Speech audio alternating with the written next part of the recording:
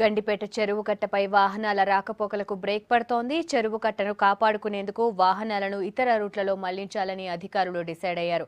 రోడ్డుకు రెండు వైపులా ఫెన్సింగ్ ఏర్పాటు చేసి సైకిళ్లు, టూ వీలర్లను కూడా అనుమతించొద్దని నిర్ణయించారు.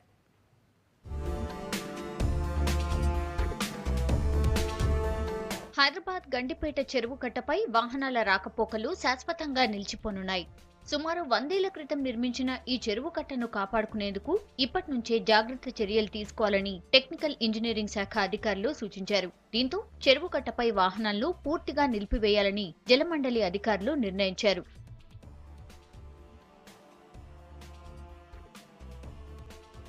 హైదరాబాద్ నుంచి చిల్కూరు, మొయినాబాద్, చేవెళ్ల వైపు వాహనాలు ప్రస్తుతం గండిపేట చెరువు కట్టపై నుంచే వెళ్తున్నాయి. వాటిని గండిపేట ఊరు మీదుగా విల్లా గ్రీన్ ఎదురు నుంచి నిర్మించిన కాజ్వే రూట్ నుంచి మళ్లించాలని డిసైడ్ అయ్యారు. ఇక సంక్రాంతి తర్వాత చెరువు కట్టపైకి వాకర్స్ ను కూడా అనుమతించేది లేదని అధికారులు చెబుతున్నారు.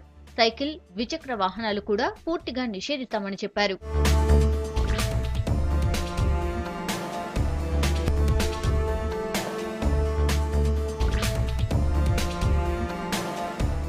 సంక్రాంతి తర్వాత చెరువు కట్ట రోడ్డుకు రెండు వైపులా బోర్డులు పెట్టి ఫెన్సింగ్ తో మూసివేస్తామని జలమండలి అధికారులు ప్రకటించారు.